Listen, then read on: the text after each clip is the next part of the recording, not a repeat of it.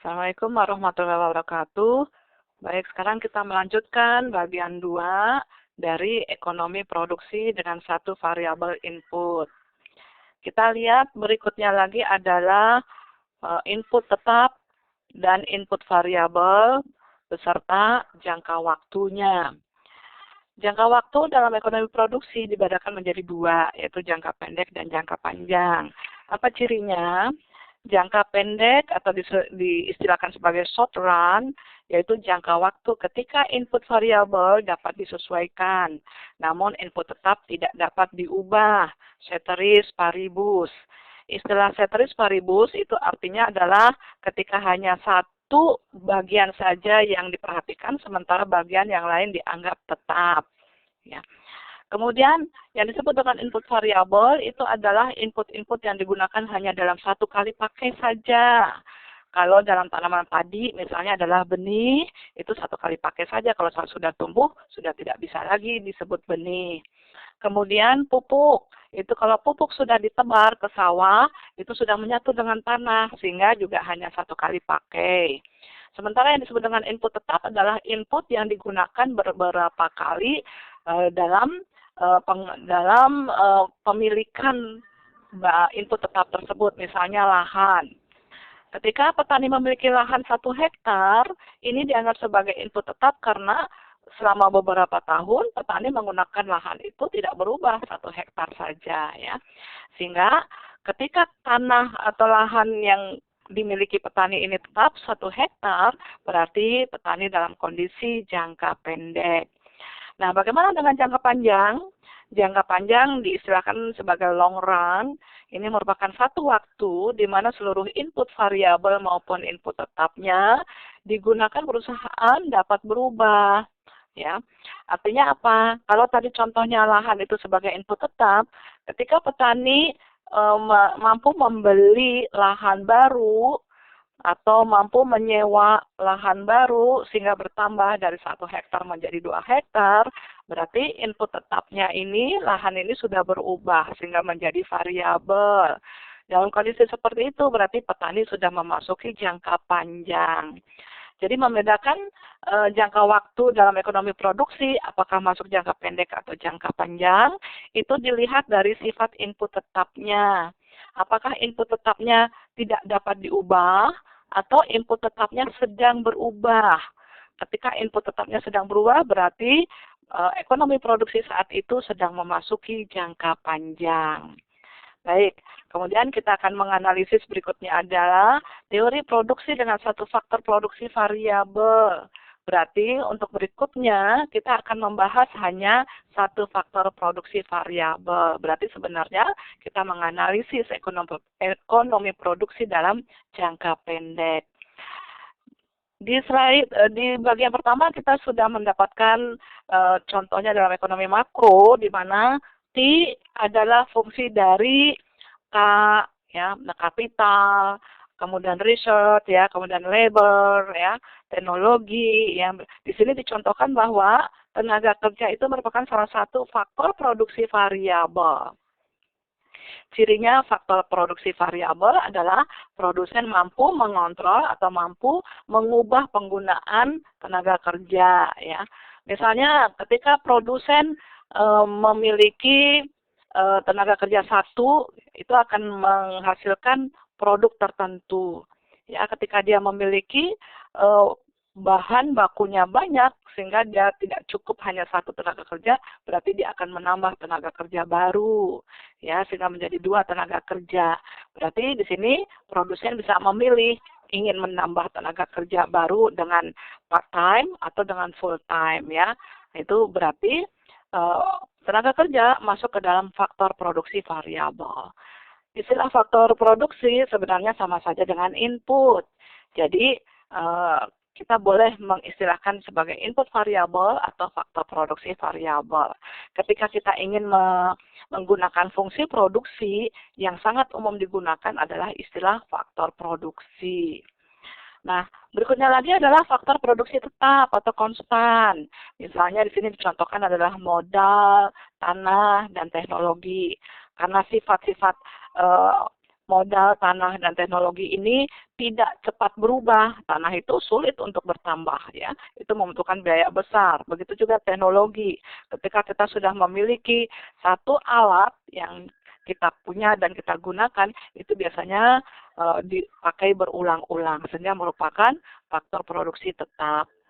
Di sini berarti kita tidak mampu mengubah jumlah penggunaannya. Yang kita dapat gunakan adalah mengefisienkan penggunaan kapasitas dari teknologi itu, bukan menambah teknologinya. Nah, bagaimana merumuskannya dalam persamaan matematik?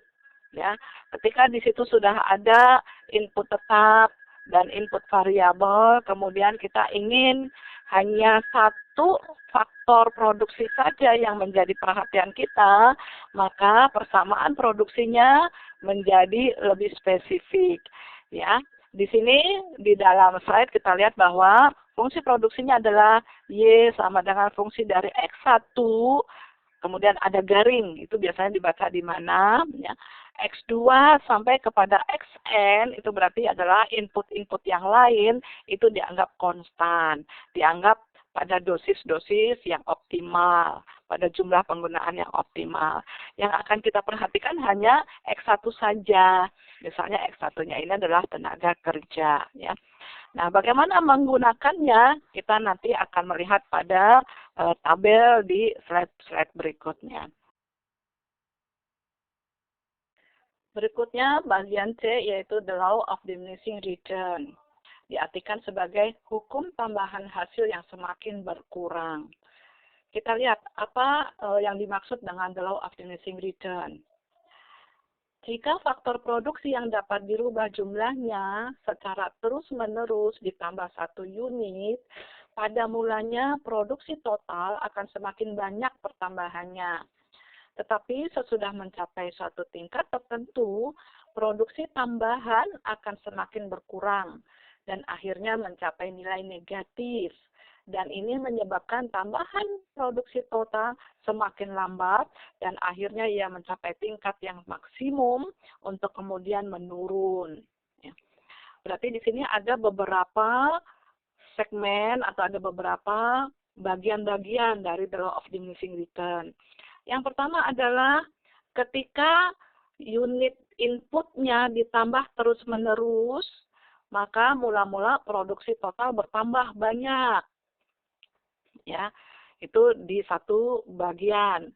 Tetapi sesudah mencapai tingkat tertentu input yang diberikan, maka tambahan produksinya itu akan semakin berkurang. Ya, ini dicontohkan pada bagian 1 adalah pada kurva parabola. Ya, di situ dilihat bahwa pada level 1 dan level 2 itu tambahan produksinya 20. Tapi dari level 2 ke level 3 ternyata tambahannya 15. Berarti artinya apa? Tambahan produksinya berkurang. Yang pertama tambahan produksinya 20, kemudian yang kedua tambahan produksinya 15. Berarti kan semakin kecil, ya. Semakin berkurang tambahan produksinya. Kemudian segmen yang berikutnya adalah ketika inputnya ditambahkan terus-menerus setelah pada tingkat tertentu, justru produksinya tetap tidak berubah. Artinya apa? Tambahan produksinya menjadi 0. Ya, kita lihat pada kurva parabola di bagian 1, itu ketika level 8 dan 9, input yang diberikan pada level 8 dan level 9, produksinya ternyata sama. Berarti tidak ada lagi tambahan produksi. Artinya apa? Tambahan produksinya 0. Ya. Ketika dipaksakan, level yang ke-10 misalnya dari 50 menjadi 55, input yang diberikan, itu bisa jadi kemungkinannya produksi totalnya makin berkurang. Sehingga tambahannya sudah menjadi negatif. Artinya apa? Artinya ketika input terus-menerus ditambahkan, ini tambahan produksinya semakin kecil disebut sebagai semakin lambat. Ya, akhirnya ia mencapai tingkat yang maksimum total produksinya ketika tambahan produksinya 0, ya, tambahan produksinya 0 itu berarti berada pada total produksinya maksimum. Kalau sudah maksimum berarti tidak ada lagi tambahan produksi ya, yang mungkin adalah dia menurun. Ketika dipaksakan inputnya ditambahkan lagi, dia akan total produksinya bahkan menjadi menurun. Pada pokok bahasan yang D, kita akan mengenal beberapa istilah ekonomi produksi, yaitu marginal physical product dan average physical product. Yang pertama adalah produksi total, yaitu keseluruhan output yang dihasilkan dari hasil penggunaan sejumlah faktor produksi tertentu. Jadi kalau kita lihat di dalam beberapa model produksi pada bagian pertama, di sana ada yang bersifat linier, kuadratik, dan parabola. Yang paling mungkin memenuhi syarat the law of diminishing return itu adalah ketika fungsi produksinya berupa parabola, ya. Jadi Y-nya itu dianggap sebagai produksi total. Karena itu adalah hasil dari penggunaan input-input yang ada disimbolkan sebagai X, ya. Kemudian kita melihat produk rata-rata atau average product, yaitu produksi yang dihasilkan per input, ya. Jadi rumusnya adalah average product sama dengan total product dibagi dengan labor, karena di sini contohnya adalah tenaga kerja ya, atau bisa juga average product sama dengan Y per X. Ya, itu adalah paling mudah, berarti output dibagi saja dengan inputnya. Yang berikutnya ada lagi produk marginal atau marginal product. Istilah marginal itu disebut sebagai tambahan ya. Jadi kalau marginal product itu artinya tambahan produk yang diakibatkan oleh bertambahnya input. Atau sebaliknya ya. Disebut dengan pertambahan dalam matematika disimbolkan delta. Jadi rumus yang dipakai adalah delta PP dibagi dengan delta L. Atau marginal product sama dengan delta Y per delta X. Ya. Nah, untuk memahami bagaimana penggunaan istilah-istilah ekonomi produksi ini, kita akan menggunakan metode tabel dan matematika pada slide berikutnya. Untuk memahami bagaimana penggunaan istilah-istilah dalam ekonomi produksi, kita membutuhkan tabel ya. Ini hanya untuk memudahkan saja ya dalam penghitungan produksi rata-rata, produksi marginal, dan bagaimana posisinya dalam tahap produksi. Di sini dicontohkan adalah pengaruh perubahan tenaga kerja atas produksi beras. Berarti di sini kita membutuhkan input tetapnya itu adalah tanah, karena tetap berarti berada dalam jangka pendek. Kemudian input variabelnya adalah tenaga kerja. Ya, tambahan tenaga kerjanya setiap level itu adalah 1 tenaga kerja. Kemudian produksi totalnya itu adalah beras, satuannya adalah kilo. Ya, coba kita lihat perubahan-perubahan ketika tenaga kerjanya bertambah. Ketika tenaga kerjanya 1, berarti dia mampu menghasilkan produksi beras itu adalah 100 kilo. Ya, ketika petani mempekerjakan 2 tenaga kerja, berarti di sini petani menambah 1 tenaga kerja. Dari 1 ditambah 1 menjadi 2. Ya. Ketika 2 tenaga kerja yang dipekerjakan oleh petani, produksi total berasnya meningkat menjadi 300. Ya. Begitu seterusnya, ketika tenaga kerja ditambahkan terus-menerus 1 tenaga kerja sampai kepada jumlah tenaga kerja menjadi 7, produksi totalnya meningkat terus sampai kepada jumlahnya 1.190 kilo. Ya, ini menjadi perhatian karena apa? Karena ketika tenaga kerjanya ditambahkan dari 7 menjadi 8, justru produksinya, total produksinya tidak bertambah. Tetap sama, berarti tambahan produksinya sudah menjadi 0. Dalam kondisi seperti ini, berarti pada titik tenaga kerja ke-8, produksi total sudah mencapai maksimum. Karena sudah tidak bisa ditambahkan lagi. Ketika petani memaksakan menambah tenaga kerja lagi, dari 8 menjadi 9, justru produksinya malah berkurang. Ya, dari 1190 menjadi 1100. Artinya apa? Tambahan produksinya sudah menjadi negatif.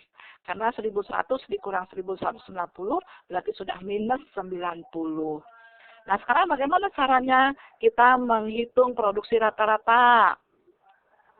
Produksi rata-rata di slide sebelumnya rumusnya adalah average product sama dengan Y per X. Ya, rumusnya adalah Y per X. Di sini kita punya Y-nya adalah produksi total dibagi dengan X-nya adalah tenaga kerja. Berarti 100 dibagi 1 itu adalah 100. Ketika level yang kedua berarti 300 dibagi 2 sama dengan 150. Artinya apa rata-rata ini? Artinya ketika petani mempekerjakan satu orang ini hanya mampu menyelesaikan produksi beras itu hanya 100 saja. Ketika ditambahkan tenaga kerjanya menjadi 2, ternyata tiap orangnya mampu menghasilkan beras itu 150 kilo. Ya. Begitu seterusnya ketika ditambahkan menjadi 3, naik lagi menjadi 200 kilo per orang. Ya, sampai kepada yang keempat. Ya, itu meningkat rata-ratanya menjadi 220. Tapi ketika tenaga kerjanya ditambahkan lagi dari 4 menjadi 5, justru rata-ratanya berkurang. Ya, dari 220 per orangnya hanya sanggup menjadi 210 saja. Ya, ini berarti sudah mulai terjadi pengurangan produksi rata-rata. Pada titik berapa? Pada titik 4 dan 5. Ya, berarti produksi rata-rata maksimum itu terjadi pada saat tenaga kerja yang keempat. Ya. Nah, untuk produksi rata-rata ini selalu positif. Karena apa? Karena produksi totalnya positif, tenaga kerjanya juga positif. Berapapun angkanya, ketika positif dibagi positif, pasti hasilnya akan positif, walaupun akan menjadi semakin kecil.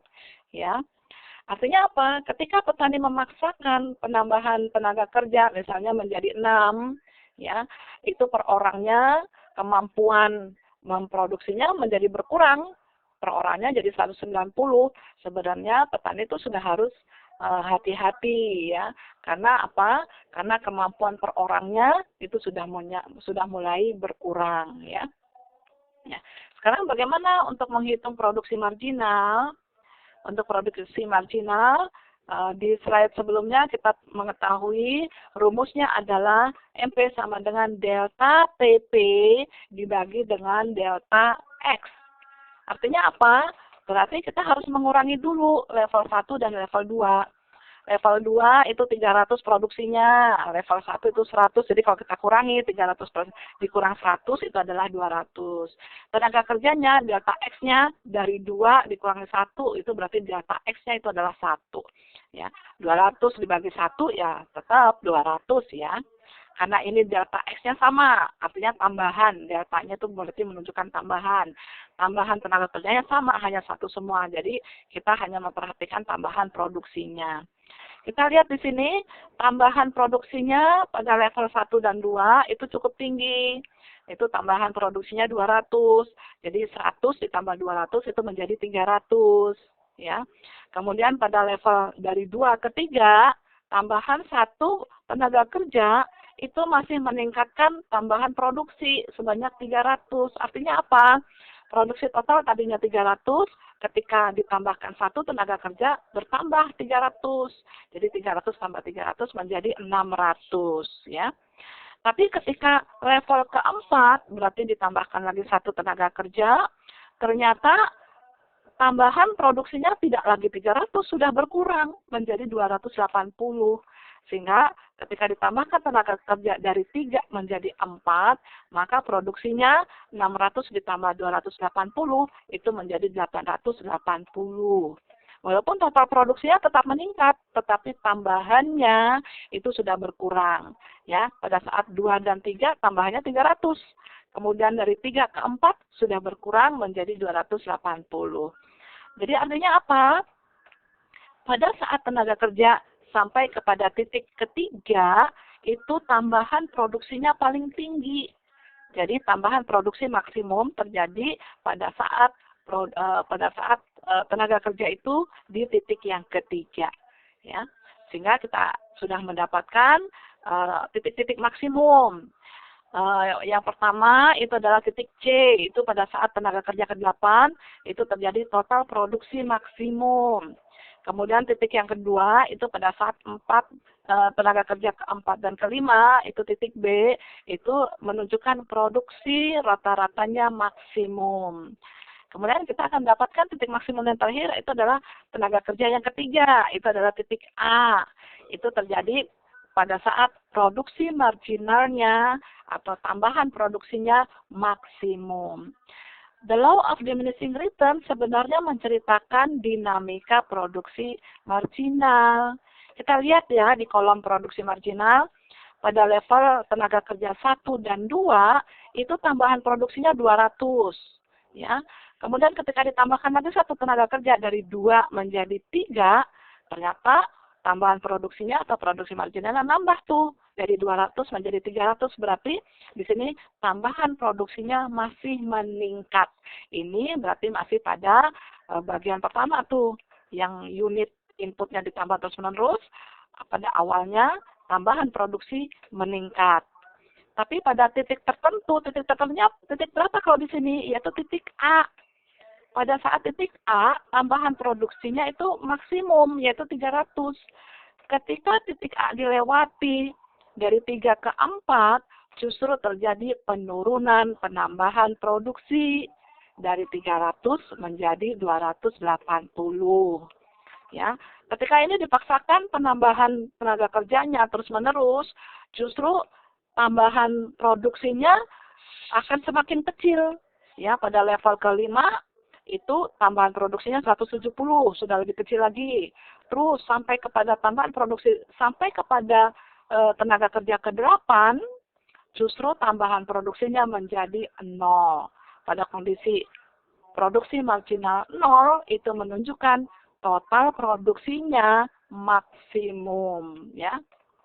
Jadi cirinya total produksi maksimum adalah ketika tidak ada lagi tambahan produksi. Atau pada saat MP sama dengan 0, itu berarti total produksinya menjadi maksimum. Ya. Nah, kalau dipaksakan terus, tambahan tenaga kerjanya dari 8 menjadi 9, itu tambahan produksinya menjadi negatif. Asal sudah negatif, ini bisa diperlihatkan dari total produksinya semakin kecil dibandingkan dengan yang sebelumnya. Yang sebelumnya pada level 8 itu 1190, ketika ditambahkan menjadi 9, itu justru produksinya berkurang menjadi 1100. Artinya apa? Pada kondisi ketika tidak ada lagi tambahan produksi, ketika dipaksakan justru produksinya, tambahan produksinya menjadi negatif dan total produksinya makin menurun. Ya. Dari level 3 sampai level 8, kita lihat di sini tambahan produksinya semakin kecil. Artinya apa? Tambahan produksinya semakin melambat. Ya. Jadi kita bisa memahami bahwa the law of diminishing return itu sebenarnya menceritakan dinamika produksi marginalnya. Nah, sekarang kita akan memahami tahap produksi dari total produksi berdasarkan posisi produksi rata-rata dan produksi marginal. Ya. Kita lihat di sini ada 3 tahap fungsi produksi. Ya. Dari kurva total produksi ada yang disebut sebagai tahap 1, tahap 2, dan yang terakhir adalah tahap 3. Apa cirinya masing-masing tahap ini? Pada tahap 1, kalau kita lihat posisi produksi rata-rata dibandingkan dengan produksi marginal, kita lihat bahwa produksi rata-rata itu masih lebih kecil dibandingkan dengan produksi marginal. Kita lihat produksi rata-rata pada level tenaga kerja 1, 2 itu masih lebih kecil daripada produksi marginal dari 1 ke 2. Ya, jadi 140 jelas lebih kecil dari 200. Pada kondisi seperti ini berarti masih berada pada tahap 1. Artinya rata-ratanya masih lebih rendah dibandingkan dengan produksi marginalnya. Masih rata-ratanya lebih rendah daripada tambahan produksinya. Kemudian kita lihat setelah tahap yang kedua, masuk dari tahap kedua ketiga, di sini berarti produksi marginal sudah mencapai titik maksimum di titik A. Ya, pada kondisi seperti ini disebut titik balik. Karena apa? Karena yang tadinya tambahan produksinya bertambah atau cepat, ya dari 200 ke 300 itu dianggap tambahannya cepat, tetapi setelah mencapai titik A terjadi kebalikannya. Jadi total produksinya melambat dari 300 turun menjadi 250 terus sampai mencapai titik 0. Berarti di sini terjadi produksi marginalnya melambat. Terjadinya antara perbedaan percepatan dan perlambatan tambahan produksi itu ditandai dari adanya titik produksi marginal maksimum. Pada titik itulah disebut total produksinya mendapatkan titik balik, ya. Baik, berikutnya setelah melewati titik balik, kemudian akan bertemu dengan titik temu antara produksi rata-rata dan produksi marginal. Asal sudah titik temu kurva produksi rata-rata dan produksi marginal, satu titik itu menunjukkan bahwa besaran produksi rata-rata akan sama dengan produksi marginalnya. Artinya PR akan sama dengan PM, ya. Nah, setelah melewati titik temu antara PR dan PM, itu berikutnya lagi akan masuk ke dalam tahap kedua. Cirinya adalah produksi rata-rata sudah lebih tinggi dibandingkan dengan produksi marginal. Artinya rata-rata hasil kerja input, ya hasil kerja faktor produksi variabel, kalau di sini adalah tenaga kerja, itu masih lebih besar lebih besar daripada produksi marginalnya. Artinya apa? Tambahan produksinya sudah lebih kecil dibandingkan dengan produksi rata-ratanya. Kalau ini diteruskan, itu akan masuk ke dalam produksi marginal menjadi sama dengan 0.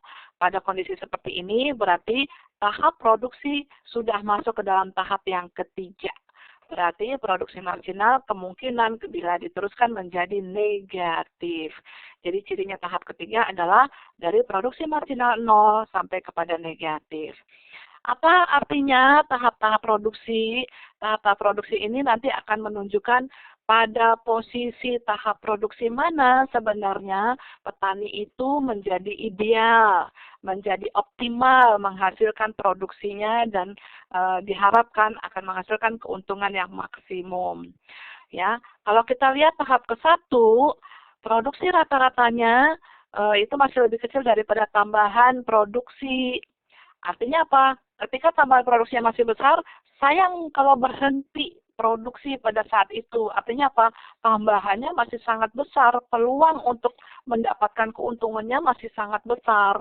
Jadi rugi sekali kalau petani berhenti pada level tahap 1. Harusnya ditambahkan terus tenaga kerjanya supaya produksinya semakin meningkat. Ya. Kemudian ketika sampai pada titik balik, kemudian bertemu dengan antara PR dengan PM pada saat titik temu PR sama dengan PM, itu akan memasuki tahap kedua. Pada kondisi seperti inilah sebenarnya idealnya produksi dilakukan. Jadi tahap kedua itu adalah tahap yang paling rasional di dalam memproduksi suatu komoditas. Jadi petani-petani atau produsen-produsen harus mempertahankan produksinya pada tahap kedua, di mana cirinya adalah produksi rata-rata harus lebih besar dari produksi